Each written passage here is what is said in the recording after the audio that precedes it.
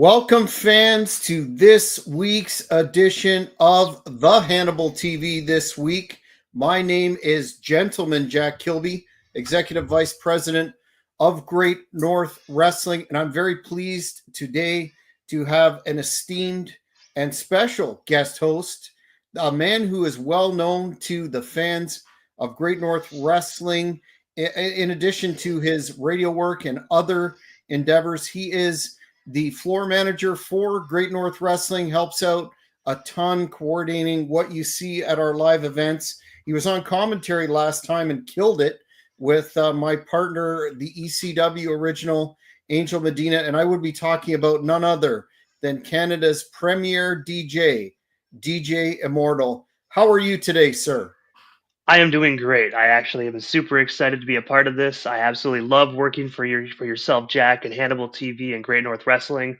I think honestly, out of all the work I do, and I'm not just saying this because I'm in front of you today, it is actually my absolute favorite job that I actually do in the entertainment industry. So, if anytime I get a chance to talk about wrestling or be a part of wrestling, I mean, it's not even work for me. It's just an honor.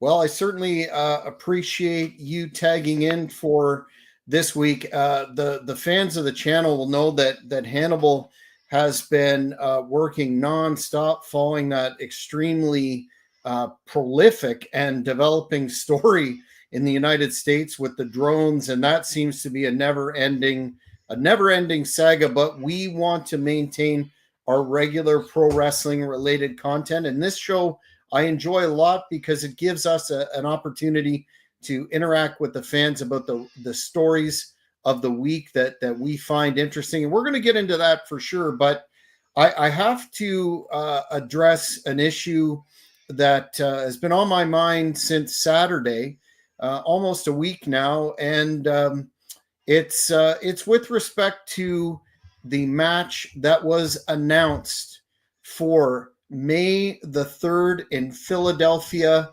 Pennsylvania, in the ECW arena. And I would be talking about none other than Hannibal and my debut in the 2300 arena as part of the Tri-State Wrestling Alliance One and Done show. Hannibal, the Death Dealer, with myself, will be facing ECW, a legend.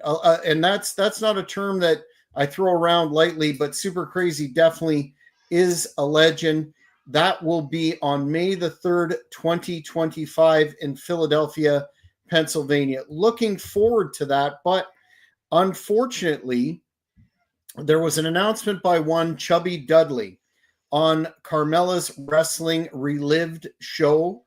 Saturday, it was the rest of the TWA one and done card along with the WrestleCon, and man, is that ever a stacked, loaded show and event. The WrestleCon will be before the show, and then a full card starting in the evening in the ECW arena. And I just thought I should clarify, negotiations have been ongoing for a while between Hannibal and myself and Joel Goodhart, the founder of Tri-State Wrestling, and Chubby Dudley. And it seemed to be going well. We reached an agreement pretty early on that Hannibal would be a part of this. And Hannibal has wanted to work in the ECW arena for some time and prove that he is a hardcore badass and the king of Philadelphia, the new king of Philadelphia. And we had an agreement in principle to have a match, and it was just a question of what stipulation would it be. Would it be a falls count anywhere, hardcore? We were even talking about a flag match where the opponent could use the flag of either Mexico or Canada. And I don't know, did you see the clip, DJ? I did, yeah. Definitely, I will say, Chubby, first and foremost, man, I have nothing but respect for you because you are an ECW legend. But I have to say, he definitely sprung that video right up out of nowhere. But you know what? I have to say, when it comes to Hannibal, you just gotta watch what you say because I mean, Hannibal's a big dude, tough dude. I always say he's built like a brick shithouse. So I'm just saying, if he's coming to your city, Chubby, my guy, you gotta watch out. I'm just looking out for you, buddy. Well, and I also had a lot of respect for Chubby Dudley, Bay Ragney, up until this point.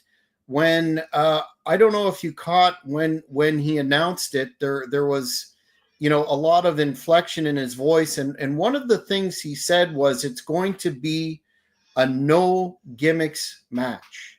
And he specifically referred to the fact that Hannibal, one of his strengths, not all of them, but one of his strengths is in hardcore competition. And he said, and I quote, "We're going to handicap the son of a bitch. How about that?" Now, the problem is that's what we call in wrestling a double cross. That's something that we did not agree upon.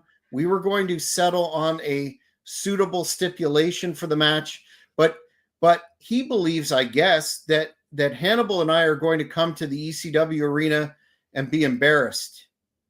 I was kept in the dark right up until the moment of the announcement, and to say that I was not impressed is an understatement. So what I want to say before we get to the news to Chubby, and I know you're watching this, is if you think that Hannibal and I are going to be embarrassed in the ECW arena, the opportunity of a lifetime, the independent card of 2025, no doubt, well, you're wrong. We've got backup plans on backup plans. And the fact that it's a no gimmicks match, that just means that I'm going to let Hannibal go. I'm going to say, Hannibal, remember what they did to us. And what's going to happen is we're not going to be responsible for what happens to Super Crazy. I said on the weekend, Super Crazy better have his affairs in order. And I mean that. That's a shoot. Because I'm not holding Hannibal back. And this could be a very, very momentous night for the ECW arena that's seen a lot of blood spilled and a lot of tremendous hardcore moments and a lot of injuries. But that's not going to be on Hannibal, and it's not going to be on me. It's going to be on you, Chubby, and it's going to be on you, Joel. So you're going to have to live with that when all those hardcore ECW fans are crying because one of their favorites is carried out to a local medical facility. We were prepared to have a straight up sportsman-like match with a stipulation that we would agree upon, but now that's all out the window. And that's something that you're going to have to live with, Chubby. And all that I have to say to that is I'm sure everyone knows the ECW Arena, 2300 Arena, Philadelphia, Pennsylvania. I remember all you people remember Spike Dudley. Well, all I got to say is Hannibal is going to be the new Bubba Ray Dudley, and Super Crazy is going to be the new Spike Dudley getting tossed around the 2300 Arena like a rag doll. Well, once again, fans, you're going to want to check the card out of the year. Tri-State Wrestling Alliance One and Done, May 3rd, 2025, 2300 Arena in Philadelphia. Tickets are available at that box office, and it will be Hannibal the Death Dealer taking care of Super Crazy without any form of responsibility. So we're going to be talking more about that show as we get closer. But for now, we've got a ton of wrestling news to get to. And I thought we would start with a comment by Jeff Jarrett on Hulk Hogan's absence from the Revive Saturday Night main event, where he said, people were talking about, you had the Winged Eagle, you had Jesse Ventura there, lots of nostalgia, but no Hogan. And he was on the first. He really started the phenomenon. And he kind of hinted that it was because Hogan has become very political. He was at the Republican National Convention this year, and it seemed to be a rather big absence from the broadcast. Did you see it, DJ? And what did you think of Hogan being absent?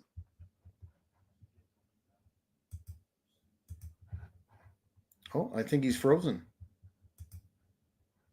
That is not good. Let me see if I can bring him back.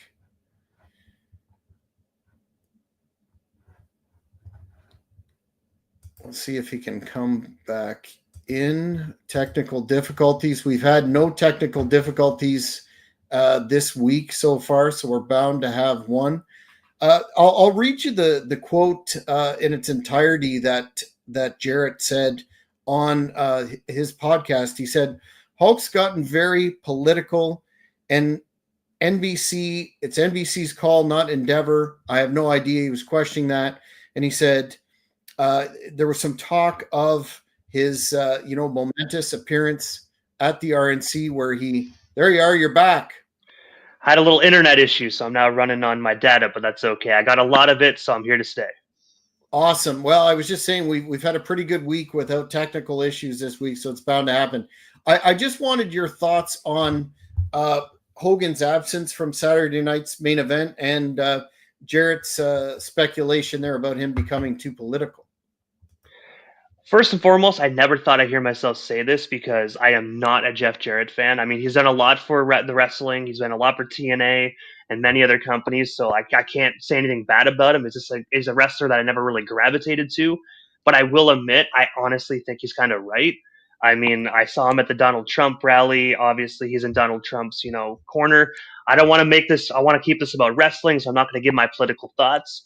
But also, I'm Canadian, so it doesn't really matter what I think about Donald Trump. But I will say I agree with him, and I will say it definitely was. It definitely. I was looking forward to Hogan. I'm not a huge fan of Hogan's previous comments and a lot of the stuff he talks about in his shoots, but I am a Hulkster fan. I am a Hulkamaniac when it comes to his in-ring persona. So I was definitely excited to see Hulk Hogan at Saturday Night's main event. I keep my eyes to the dirt sheets, so I saw there was a potential Hogan return. I was super excited, really hoping that would happen. Little bit let down when it didn't, but at the end of the day, it's been a while since we saw Hogan in the WWE. So if you're used to not seeing them, then I mean, it's not really that much of a miss. But I will say I agree with Jeff Jarrett, and that hurts my soul to say that I agree with him, but I do. Not a Slapnuts fan. Well, Not at all, no. I do like his work, but apparently Hogan has some kind of Legends deal with WWE. Maybe he'll be back around WrestleMania, but we'll have to see.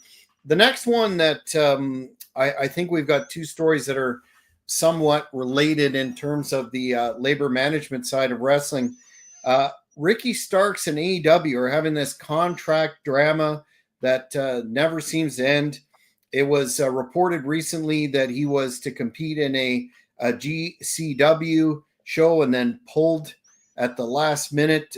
There didn't seem to be any explanation given, and pulled from all GCW appearances. I guess they had some plans for him. So it's been so long since I guess it was 9 months nearly that he wrestled on AEW television.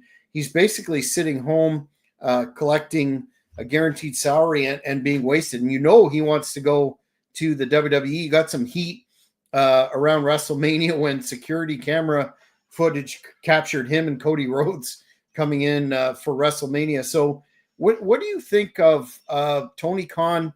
He seems to have had a bit of an about face when it comes to talent being used in independent promotions, and their availability used to be that they could work those dates, et cetera, et cetera. But Starks in particular is having a rough time, it sounds like. I will say, I think this is my opinion on Tony Khan. I think at the beginning he was more of a friend rather than a boss, and I think now he's realizing that he has to be a boss, and I think he's going about it the wrong way. I mean, at the end of the day, someone like Ricky Starks, if you misutilize your talent and they want out of their contract, you should at least either abide by the contract terms and give the man some TV time, put him on Rampage or something, give him some time, at least try your best to make him happy. Just don't leave him at home and make him wait until his contract is over. But I think that's what Tony Khan's issue is. He was more of a friend at the beginning rather than a boss. But now I think he's trying to channel his inner Vince McMahon, and it's just not working for him. Because I mean, he's I would say he's too nice of a guy and doesn't really know how to be a Vince McMahon type figure. I mean, I still say this to this day. I enjoy AEW's matches, but I don't go to watch it for the storylines. I mean, there's nothing there. I think the last good storyline that I really was invested in was the Devil, Adam Cole, MJF. I think that was last year, but then obviously MJF got injured, Adam Cole got injured, and then the whole storyline got scrapped. That was the last good storyline I really think happened on AEW television. I love the matches, but I just feel like he needs someone else there to really kind of help him run the business because he's not very good at it. He honestly is not very good at it. Well, he's overextended at a minimum, and he had some of the premier quote unquote wrestling people under contract in years past. I think back to he had Tully there, he had Arn there, he had Malenko there, maybe still does. Jerry Lynn still there. So it's not like there's not resources to draw upon, but he seems to want to manage the whole kid and caboodle, and that's not working. And Donald here is saying, and I agree with him, pro wrestlers should be allowed Yes. to do indie shows. Absolutely. You know, contractually, I'm sure that can be worked out, the liability for injury, whatnot. But I think AEW, as Hannibal has said on this channel, is doing a lot to hurt independent wrestling in terms of the talent being, sucked up, sit at home, not utilized, and not available. So we'll have to see about that. Now, in another interesting kind of labor management related story, TNA are apparently putting forward big time pay cuts or asking their talent to take big time pay cuts. Rhino announced that he was done with the company. He'd been there for about 5 years or so. Trent Seven, Kushida, all finished up following the last set of Impact tapings. And it's interesting because they have stadium shows planned for 2025 for Rebellion and Slammiversary.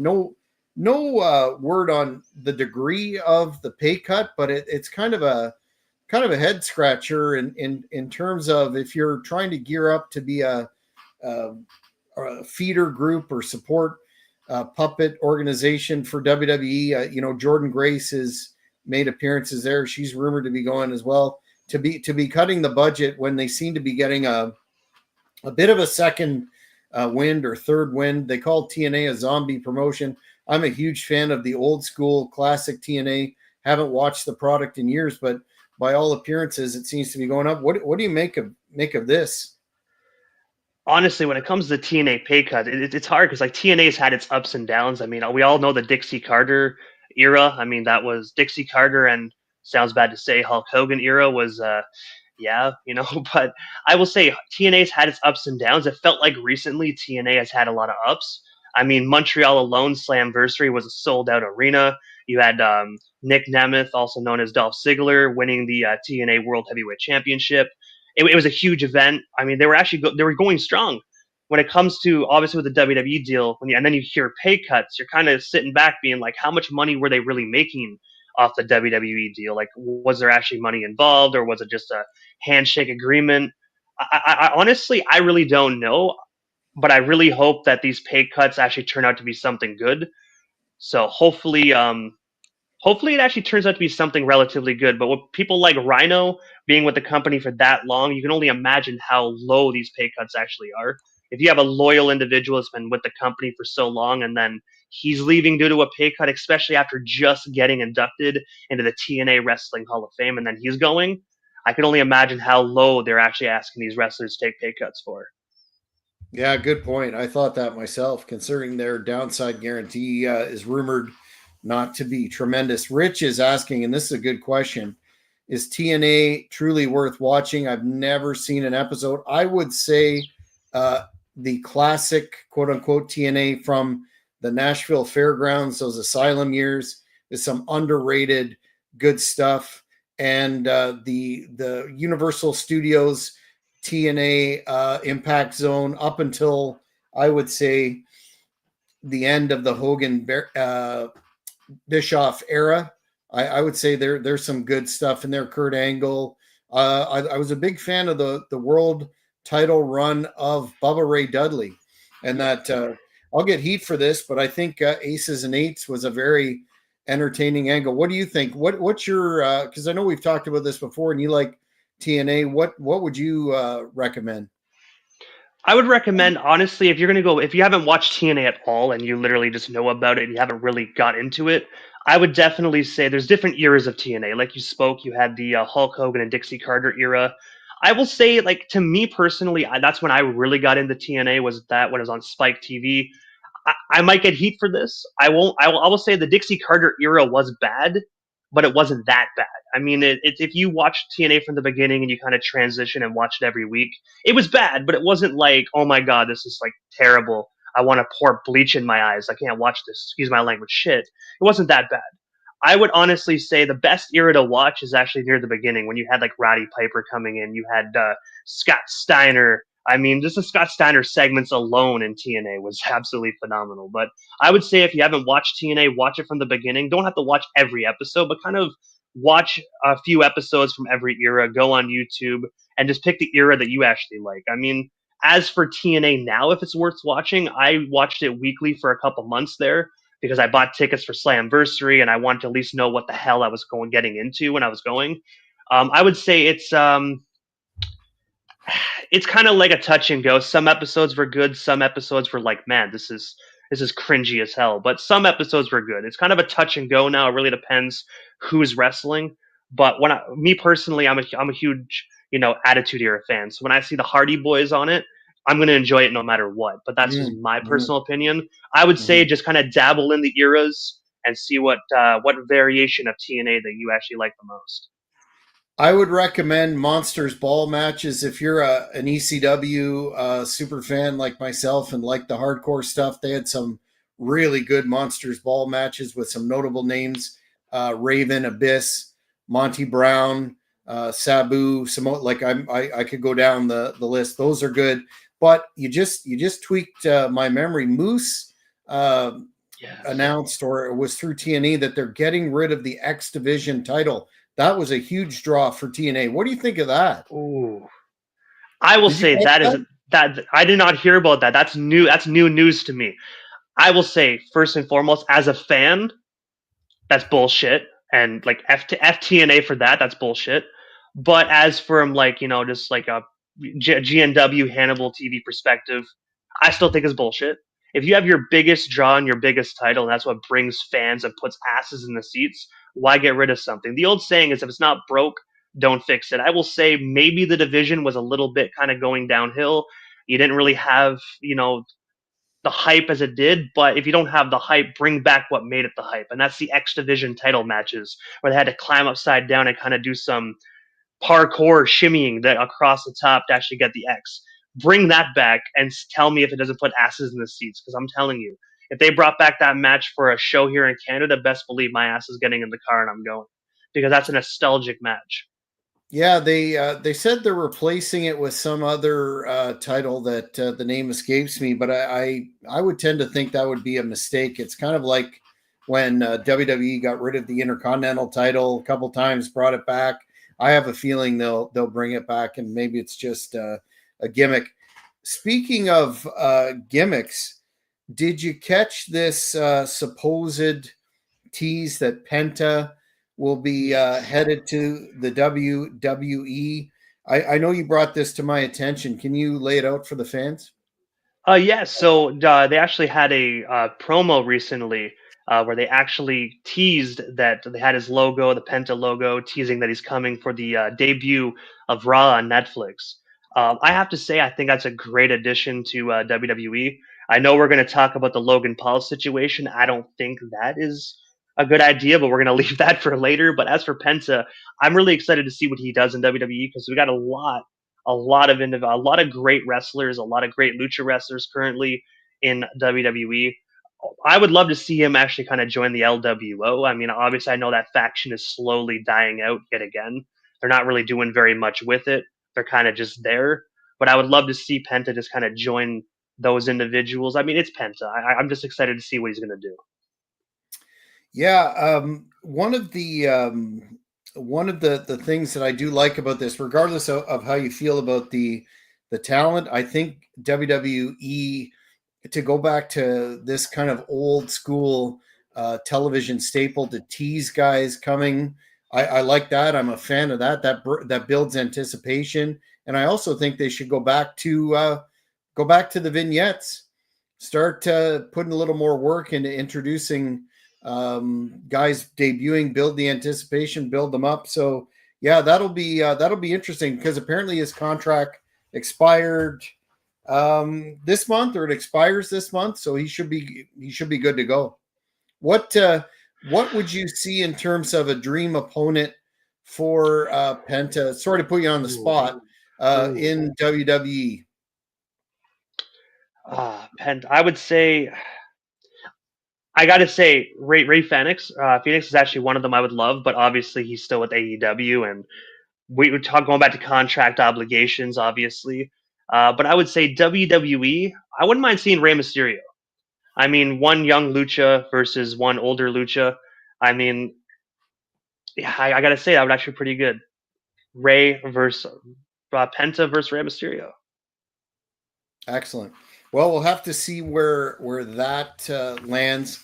And of course, you touched on this very strange situation. Well, I think it's very strange with Logan Paul, and that he announced that he was going to be retiring, and then he was on, or yeah, he was on the Netflix kickoff show saying that he was back, and called himself the greatest United States champion of all time. I can't even say that without laughing.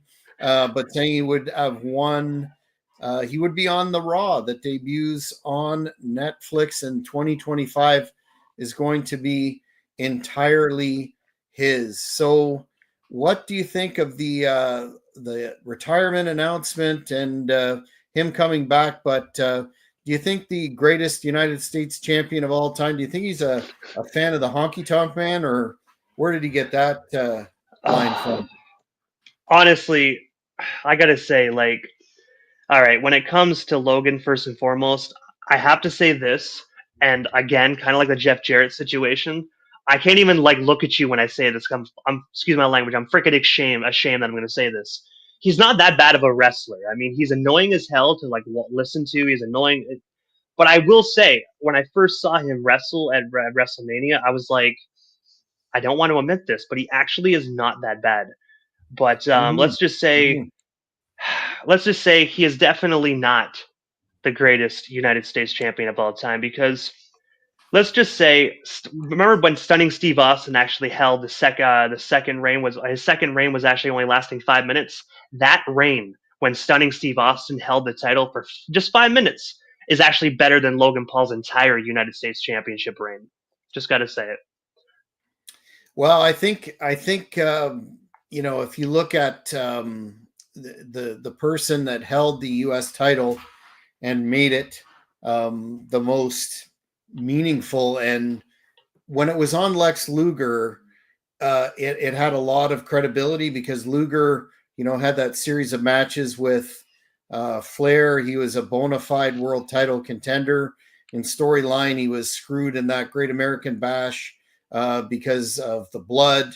And I think he had several reigns that were extremely impressive and meaningful. I don't know if you've ever seen the series that Luger had with Steamboat in '89, Jim Crockett Promotions, but Yep. yeah, I that's obviously something that Paul is saying just to get attention and eyeballs on him. But I will, like you, I will credit the fact that the guy certainly has picked up the in ring portion extremely well, probably second only to Kurt Angle. Yeah, I The agree with that.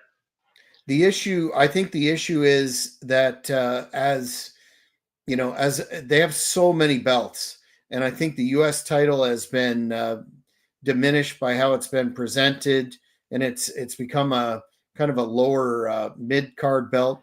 Donald is saying here he's trying to be like Honky Tonk Man. Yeah, I guess Yep, I whatever, agree. whatever is old is new again. But yeah, I guess he brings. He's a solid mid card act, and they're going to need all hands on deck for the Netflix thing. Just a quick side note. Did you happen to catch in the Observer that Meltzer was reporting that a lot of the archive content will not be transitioning to Netflix? Yeah, I actually I saw that, and I did a little gander on Netflix myself. Obviously, I was a little nervous because I saw a post someone saying that they're starting to upload it. You would physically have to search WWE, and I didn't see a lot of the former pay-per-views actually on there myself when I looked. But I was saying to myself, maybe this is just because they're not done uploading everything yet. It's still 2024. It's not the new year. But then when I actually saw the post, I was like, you know what? I kind of saw that coming because Netflix is notorious for having just regular movies on there, and then maybe like 3 months later it says like we're removing it or almost expiring. So I don't know if it's their server and how much they can actually handle like show wise. But I will say this is why I always told people keep your DVD and VHS collection because you never know when the network's going to go down. And like last year, I joined a WWF Attitude Era group and I posted like my hundreds of DVDs and was like, you know, let's just being like post your collection, let's see your collection. And people started like laughing, being like, "Man, why are you wasting your money on that garbage? We have the WWE Network." And I said this in quote, and I said, what happens when the WWE Network goes down and you lose all that content? You're not owning the content. You're owning a subscription. You're not even owning the license. You're renting the license. And they were like, "Oh, it's never going to go down." Well, all I have to say is, "Told you so." You know, it Well, sounds bad. I got all the old DVDs. So I mean, when it comes to WCW content, oh, we lost audio on you. We lost audio on you, DJ. Are you there? Can you hear me? Okay, we'll come back in a sec and we'll pick it up where we left off. But I can't agree more. Physical media is definitely something that is underappreciated, and some of our very intelligent fans are pointing out. Bobby pointed out not many people have Netflix, and then Rich is saying, "Let's hope the servers don't crash for the WWE." So it'll be interesting. I know YouTube has got a lot of material on it, but comes and goes based on copyright strikes and the like. So we'll have to see how that plays out. But yeah, certainly not going to be at least the way the WWF network, WWE network was here in Canada. They had a pretty extensive library. The next story that we're going to talk about is JBL recalling a fight that he had with Steve Blackman at an airport. And he says, and I quote, "I don't know if he did this on the Bruce Pritchard podcast. He said, I don't know if you'd call it fun. We got into a fight about 9 o'clock in the morning at the Kansas City airport baggage claim. And there he was. He, we got DJ back. You're back. there we go. Yeah, my Good. apologies. I was just putting you over for the fact that physical media is important, and I personally have an extensive collection of both DVDs, Blu-rays, and believe it or not, VHS. And I don't plan to drop those anytime. But I just went into the story about JBL on the Bruce Pritchard podcast, recalling the fight that he had with Steve Blackman at the airport. Basically, it was. JBL being JBL at the time, somebody told him to go mess with Steve. So he did, and he said something along the lines of, "You look nice in those shorts," in the deliverance kind of thing. And then they got into it. He goes, "Guys did stupid stuff like that back then. We didn't have the internet. We were bored. Steve backhands me and hits me about 6 or 7 times before I could freaking move. I mean, I'm like a freaking punching dummy.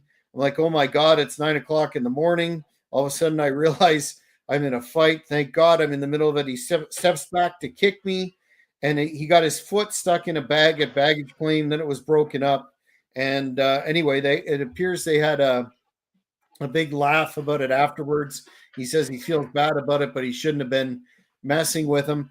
I know that JBL has a reputation for, or did, for being a bully, including I think Joey Styles knocked him out, and he was behind the departure allegedly of Mauro Ranallo from WWE. But why in the world would he pick on Steve Blackman at 9 o'clock in the morning without any alcohol involved?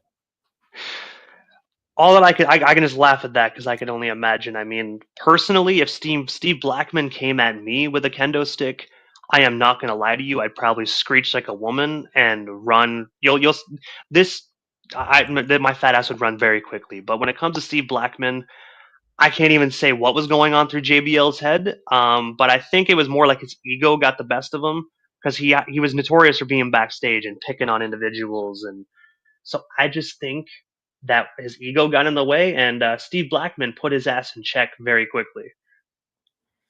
Yeah, he's lucky he didn't get kicked, or that could have been it for him. I just came across that story and thought I he really didn't discriminate in some cases in those that he tried to rib or bully or what have you. Steve Blackman is quite an enigmatic figure. The only shoot interview I think that of his that I've seen is the RF video one, and that's about it. He would definitely be on my top 5 list of dream career interviews, along with a couple of others that are not present on social media. Do you remember there was a rumor a few years ago, maybe 5 now, that he was going to be doing his own bounty hunter series?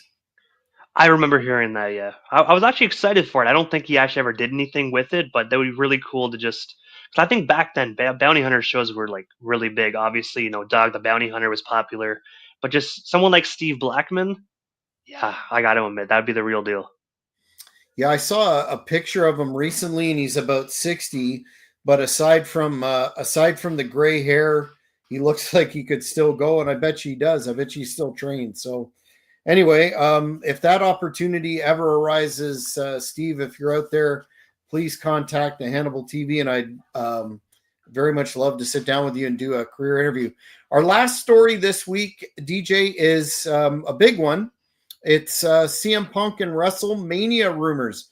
I know you're a CM Punk fan from way back, but the story indicates that they're in a CM Punk is in a hot feud with Seth Rollins. It's going to main event the January 6th Raw Netflix debut, but there's talk that he is going to be in the world title picture for this WrestleMania, which of course is something that he's always said was a bucket list thing for him to main event um, WrestleMania. Now there's 2 nights. It's a little less meaningful, some would argue, but still, I would see this as a solid match for night 1. They're just saying, who would it be? Obviously not Cody Rhodes. Apparently, there was talk about him challenging Gunther at War Games, but that never happened. Where do you see this all shaking out, DJ? And do you think that this will be the defining or the cherry on the top for a Hall of Fame career? I will admit, when it comes to CM Punk, I mean, I obviously people have their own thoughts and what's going to happen, but I think the best way to get CM Punk to challenge Gunther and actually make it like I would say Royal Rumble. CM Punk wins the Royal Rumble. I'm not saying he deserves the Royal Rumble win because I know there's some CM Punk people that don't like him. I will admit, I think there's other people that could deserve a Royal Rumble win to really actually benefit their career more because we already know CM Punk doesn't really need the win. But I think to really set the stage for Gunther versus CM Punk, I think CM Punk will the go on to win the Royal Rumble, and then obviously they feud from the Royal Rumble up until WrestleMania. And then I really can't say who wins, whether it's Gunther or CM Punk. Obviously, you know what I mean. I think CM Punk will probably actually win the title at WrestleMania because I will admit Gunther is actually growing on me. But if you Mm-hmm. really think about it, his title reign is kind of a little stale right now compared to the other world heavyweight title reigns. So I can definitely see CM Punk winning the Royal Rumble, going on to WrestleMania, and giving a GTS to Gunther and getting the 1, 2, 3. And finally getting his WrestleMania moment. The only thing that jumped into my mind when I saw that was in the last few years he's proven to be somewhat injury prone, Yeah, and and he's not like the rest of us. We're about the same age. He's not getting any younger. Hopefully, he can stay free from that because he certainly had the injury bug. And I would agree. I think if he does get that shot, he would go over, win the belt, great moment. But I can't see it being a long term reign for him. You? no. I can't see it really being a long term reign. I mean, maybe at the most till SummerSlam, which is only a few months, but even then, that's if he doesn't get injured. I think probably SummerSlam would be a great time for CM Punk to drop it. And then after like obviously, but if he gets injured before then, obviously they got to relinquish the title and go through another tournament like they always do. But I would say if he wins it, he'd probably hold it. The earliest he would hold it to is probably SummerSlam. Well, I'll be watching that with interest, along with whatever happens to Cody Rhodes, who, in my opinion, has had a less than engaging title reign so far. You may feel differently, but there's some room to freshen up the respective world title pictures for sure. And I have to ask, what's your take actually when we're on title reigns? What's your take on the Cody Rhodes and Kevin Owens ordeal? I got to say, I'm really invested in this feud. I kind of like. I watched the Netflix headquarters show yesterday, and I kind of Mm. liked how he put a picture of himself as champion over top of Cody. I thought it was pretty funny. Yeah, I mean, Owen Steen is a good worker. He's not one of my favorites by any stretch of the imagination. I think he's good on the stick, and he plays. He's a much. I will say this: he's a much better heel than a baby face. The man is a natural heel. I think it's a good program for Cody to be involved with up until WrestleMania. I certainly can't see that being one of the main events, though. Could you, of either night? I don't really think so. I definitely think I could see it being a main event of a regular pay per view, like maybe Elimination Chamber when they come to Toronto, or maybe Backlash, like following WrestleMania. But as for a WrestleMania main event, no. Obviously, if Cody wasn't like champion, I would say that'd be at least a mid card match at WrestleMania. But as for that championship match being main event of WrestleMania, I can't see it. Yeah, but still, it certainly does have some interest, and again, Owens does some entertaining heel work. We've gone through the topics that I thought were noteworthy. Let's talk about your endeavors. Let's plug your radio show and all the things that you're doing there in Ottawa. In addition to setting academic standards on fire there in Algonquin College, I see you're representing them. Yeah, at Tell the all. radio broadcasting program, Custom Hoodie. But no, as for me, so people that aren't familiar with my work, I started doing radio in 2017. I ended up losing my job, and I had a hard time finding another one after getting laid off. So, long story short, started a podcast. The podcast turned into a radio station. Then I started interviewing countless hip hop artists. I mean, I don't want to brag, but if I was to name every single person, we'd be here until the early morning hours. So we're just going to say thousands of people. And then after about 5 years, I accomplished everything I needed to accomplish within that genre. So I made the bold decision to launch a new radio station that blew up. Now I'm in punk rock. And then I realized I wanted to get a job in commercial radio. I wanted to get a job at actual, like, big commercial FM radio stations like Move or, you know, stuff like that. And I couldn't, they wanted to hire me, but they couldn't because I didn't have the degree. So I scrounged up the money, made the jump from Prescott to Ottawa in the big city, and ventured into Algonquin College. I started off in the television broadcasting. I did television broadcasting for one academic year, realized it was not for me. And then I jumped ship to my true passion, radio, and been hitting the dean's list every single time. So I have one goal in my mind, and that's radio, and that's what I want to do the rest of my life. I want to be if I'm going to get an old age pension, if I'm going to get a retirement funds from any company, I want it to be from a radio broadcasting company. So when people say radio's dead, I can tell you radio is definitely not dead. Mm-mm. And you do a number of interviews on your YouTube channel. Where can the fans find those?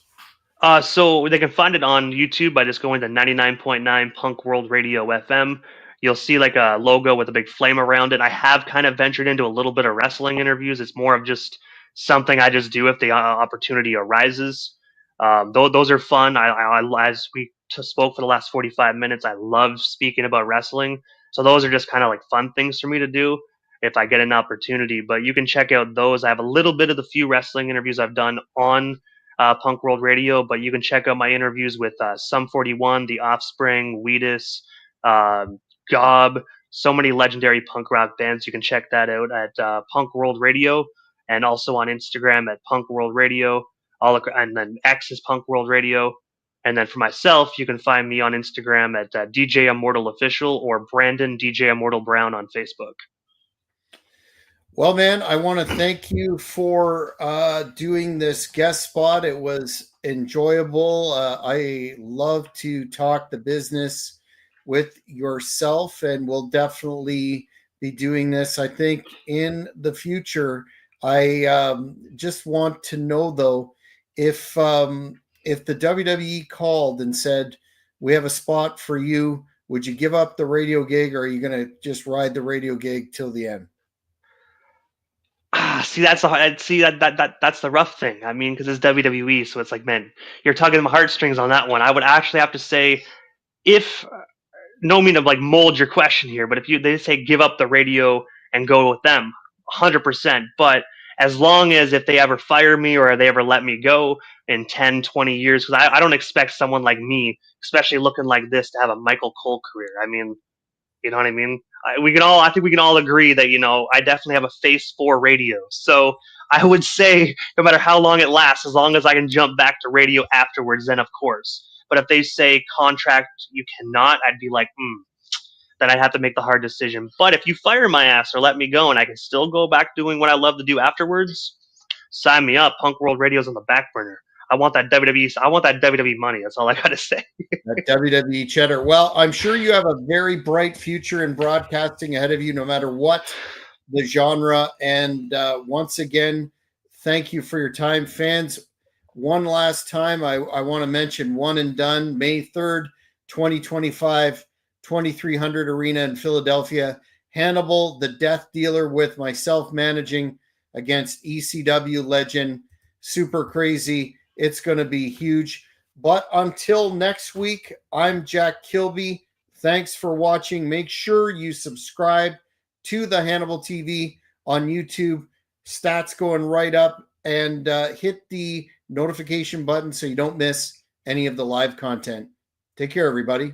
Thank you for watching the Hannibal TV.